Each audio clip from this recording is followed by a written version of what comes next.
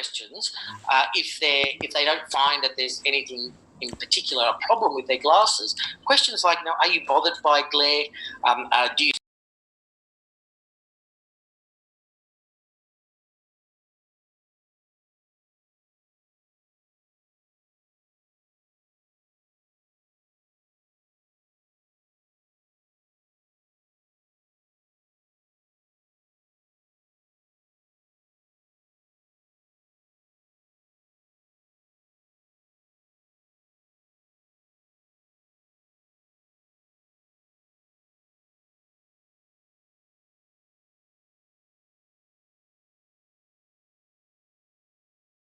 to light? And about 9 out of 10 people suffer from eye fatigue, which I think makes perfect sense. 9 out of 10 people are sensitive to light and experience the eye fatigue. When I see these numbers, the thing that first comes to my mind is that it appears to be so common. Eye fatigue or tired eyes is so common now. And when something becomes so common, the consumer may think that it's not abnormal. It's expected. It's just how it is. And with these sort of things, when consumers think that this is just how it is, they may not think that there's a solution, or they may not think it's a concern. Why would I complain about something which is normal? Now, most people are not really aware of all the different options that you have in terms of sensitivity of light control and also eye fatigue. So one thing that is really important is that you ask people particular or specific questions to open up the conversations. Simply because someone doesn't say they're light sensitive, don't assume that they're not light sensitive, because 9 out of 10 people are. It's likely that it's just so common that they don't think it's something to bring up. Why? Because everyone has it. It's normal. So these are just some, again, ideas about how you can open up the conversation. Another way that you can create a conversation is about, I suppose, creating interest. A simple question could be, do you have a pair of prescription sunglasses? Now, you'll be surprised how many people are not aware that you can get prescription sunglasses. I know, to us, it's not rocket science, it's simple. But there's a lot of people that don't know about it simply because no one has ever talked to them before about this particular category. And you could do this for any of the lenses. For example, I can see you're not wearing transition lenses. Is there a reason why you chose not to wear or not to purchase transition lenses last time? Or I see you're wearing reading glasses. Is there a reason why you didn't choose progressive lenses in the past? Or has anyone talked to you about progressive lenses? What you want is to create that interest in the consumer so they think, well, no, I never knew that. Tell me more about it. I don't know what you're talking about. And that's the beauty in sales, is that when we get the customer to ask us questions, when we get the customer to start to ask us questions, we're no longer selling, we're advising. So if we're able to open up that conversation, whether it be with prescription sunglasses or progressive lenses or transitions or an AR code, all of these things are all of these are an opportunity to open up the conversation for the person to ask you more questions, and so that you can provide them the advice. Again, and these are just some more questions that you could ask to create interest. Do you know you can get thinner lenses? Did you know you can get a reflection-free coating? Do you know you can get glasses so you don't have to look over the top of all the time? They sound quite simple questions, and they're simple for us because we're in the industry. We know about them. But sometimes, but in many cases, I should say, the consumer has no idea what's available, and they've only used or wearing what they've been told about in the past. One of the things that we have to be very careful of is because in sales, because we are doing the same thing over and over and over and over again, many times a day, hopefully, sometimes we can get into the habit or the routine of not mentioning things. We just forget. We know that for transitions, for example, that if the customer is asked about transitions, they're more likely to purchase it. But if we're in the habit of not asking for it and waiting for the consumer to ask us, then there's a missed opportunity. So one of the things I would really like or encourage you is that when you go back to your business, when the wheels start turning again, is to look at some of the questions and maybe some of the missed opportunities in the way that you can create interest in your ask of the sales process. The second part of the sales process is obviously to make a recommendation. And there's many different ways to make a recommendation. But the customers would like a recommendation, particularly on lenses. And why is that the case? It's because they all look like those black pens. They don't know anything about them. They may have some, obviously most people have some idea about frames, about what's current at the moment, but lenses is completely different. So it's important that you do make a recommendation in a way, and when you're making a recommendation, it's really important to make the recommendation about them. Remember, you've asked them questions for a reason. The reason being so that you can provide them with a recommendation that is specific to what they have said. So we want to make sure that the recommendation is using customer-friendly terms and be able to explain the benefits. Now, again, I'm not saying anything here which I know you don't already know about, but it's easy to forget. We all know that when we go to work, sometimes we get caught up in the tornadoes that happen, all those things that control our day.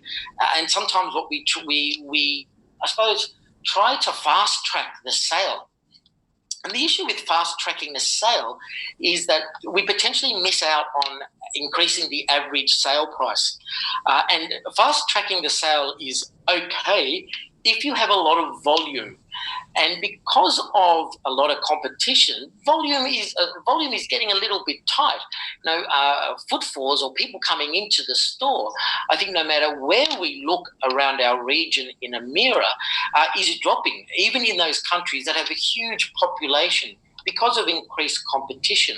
So if you try and fast track a sale, if there's no one there that you're going to be dealing with afterwards, then you've potentially missed out on increasing the average sale price, but also providing the consumer with products that will provide them with greater benefits than, I suppose, the standard products. Now, this may look a little bit confusing, but again, when you go through this, it may make more sense. One of the things that I think is really good when you make a recommendation is to always bring it back to them. And there's many different ways that you can say this. So I've got some English versions here, and of course you can make your own local versions. But things like, you know how you said, you know how you are, from what you tell me, as I understand or understood, all of these are great ways to open up the recommendation because you're relating it back to them. So what I would suggest is that you think of ways that you can open up the conversation. Of course, there may be a few options that are available to them. So you might say, you know how you said that you are sensitive to light when you're outdoors and you're tired of having to take your glasses on and off to read. This is where you would make your recommendation. So there's a few options, but what I would recommend is transition progressive lenses. And what this means to you is, so this fourth step of what this means to you, or these will be great for you because, or this helps you by, this actually will open up for you to go into the benefits. And it is being specific to the customer. So again, just briefly to go through this, you first acknowledge what they've said. You then let them know, look, there's several options, but I would recommend, and this will help you buy.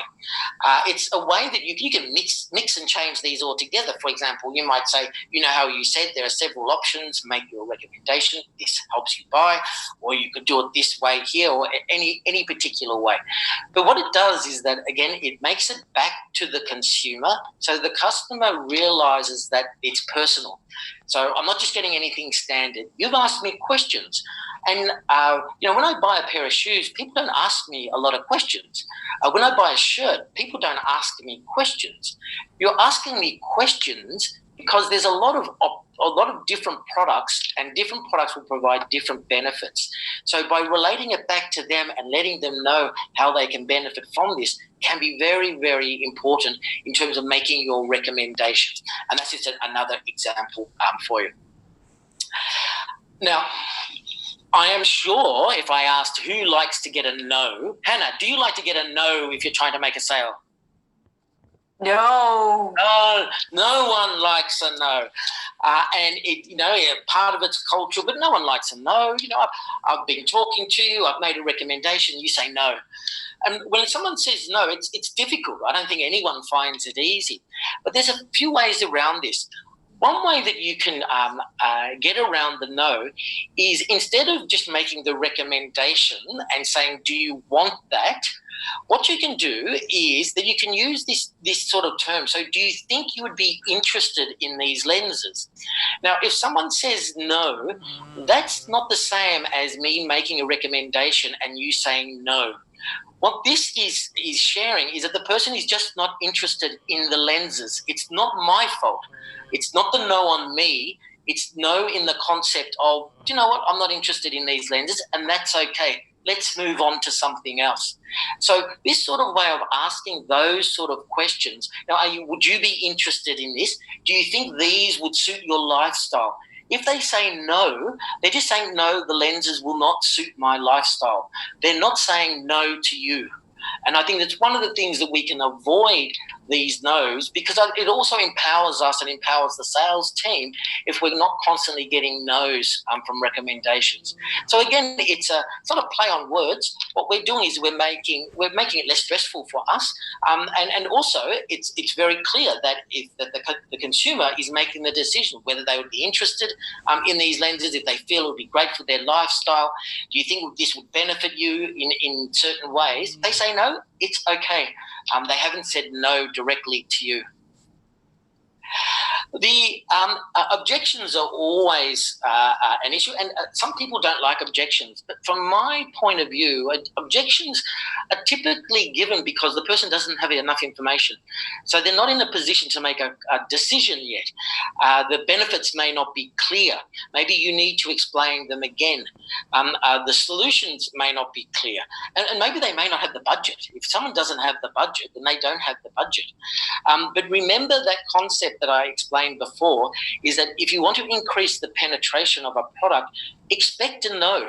And by 10%, I should say, expect 9 no's. And when you do get a no, celebrate it, because you've asked the question, and you also know that a yes is coming your way.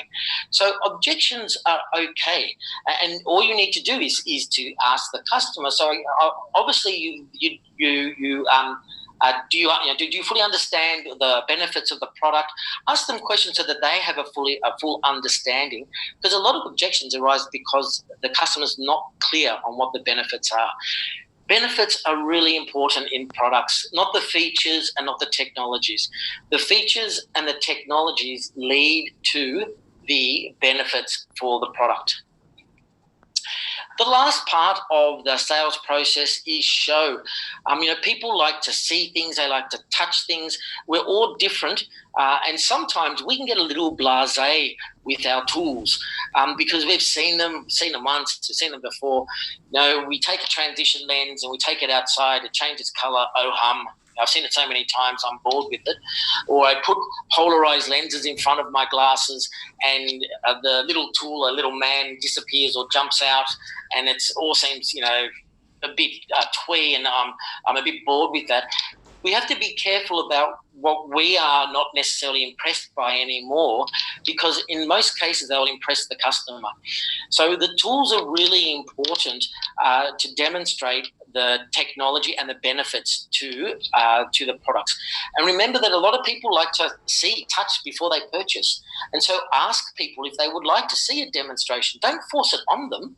If you have a demonstrating tool, ask them, would you like to see a demonstration? Let the customer be in control of what's going on. But I know that I've been to many stores, and I must admit, I'll put my hand up, I was a little guilty of this as well, that I probably had more demo tools tucked away in my cupboards than I did on the retail floor. And I think that was simply because we got bored with the demo tools, and so we just assumed that the customer was not interested in it as well. I think what's really interesting when we look at the consumer research, we're very clear that the consumer has no idea about what's going on with respect to lenses in particular. So it's really important that we make sure that we're able to use the demonstrating tools and also demonstrate technology, whether it be through measuring devices or whether it be through tablets, iPads, or you've got a screen. All these things will tell your customer, even if it's just subconsciously, that you're technologically savvy, you're up to date. I see this happening in some stores. I see it happening with you. You're part of that big thing, rather than being potentially viewed as a store that's not keeping up to date with technology. So showing is really important, and I think it's very important that you invest and also discuss with your account managers what sort of tools can you use, because you may also find that if you leave the tools lying around, a consumer may pick it up and say, oh, what's this? What's the phone? But, I've never seen this lens before. What is it? Again, what you're doing is you're not selling, you're just advising, you're just answering their questions. So just a few tips. It's always important to know the benefits of the product, not the features and the technology. Please learn the benefits before the features and the technology. It's important for those people that do have a strong background in optometry and opticianry, that you want to know what the technology is, but don't use this as a point to discuss with the customer. Or if you do discuss it, always talk about the benefit as well. This has XXX technology. What this means for you is blah, blah, blah, rather than just using the technology.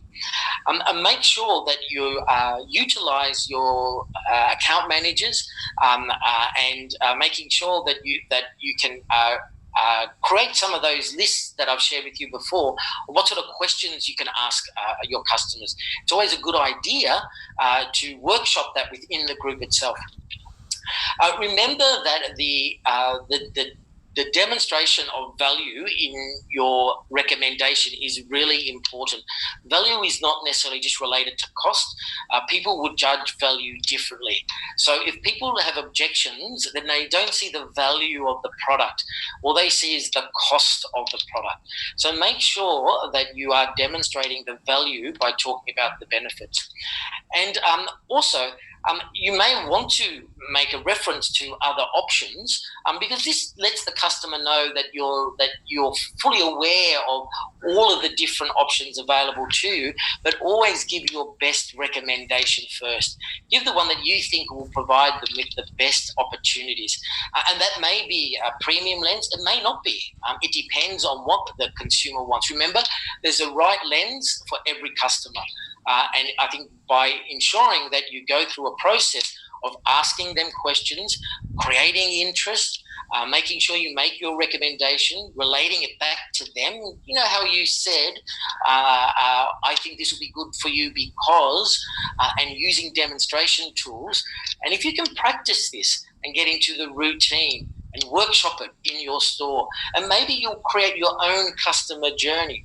I think it will create a great value for you when the wheels start to turn again. And remember that none of this remains static.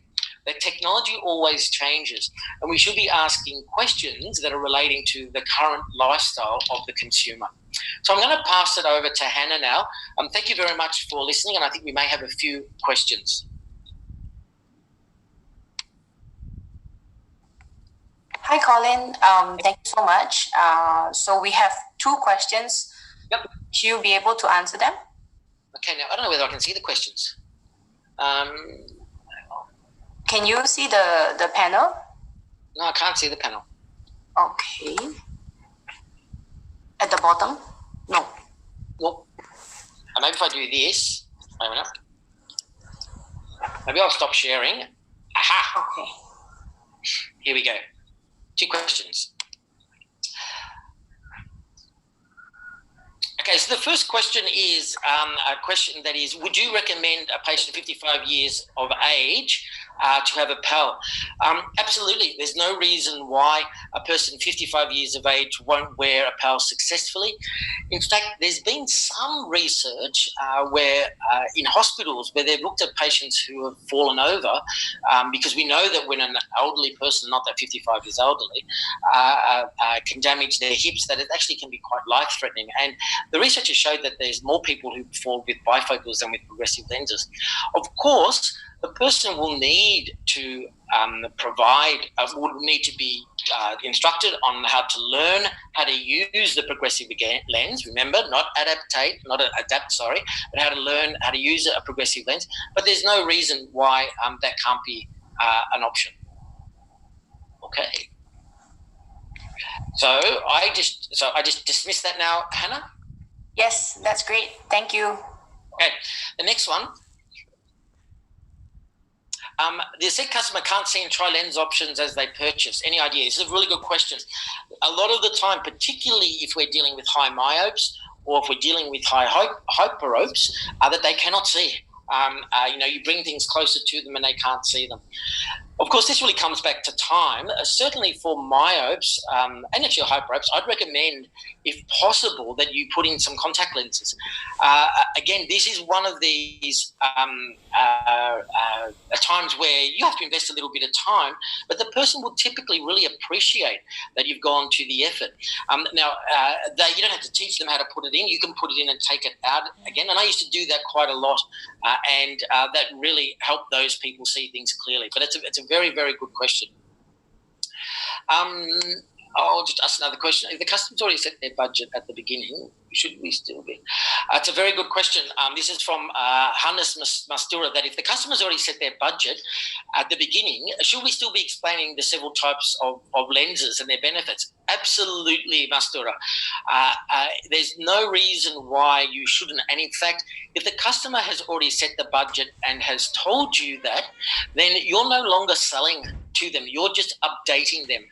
So you have no fear of sale because they've told you, I only want to spend $100 USD or whatever. But please just say, okay, that's fine, but I just want you to know about all the other products because there's some that you may not have heard of before because of the technology has changed. It's a very good question, and I really encourage you that in those cases that the customer will see that you're not selling to them anymore, that you're actually providing them with advice. So that's a really good question.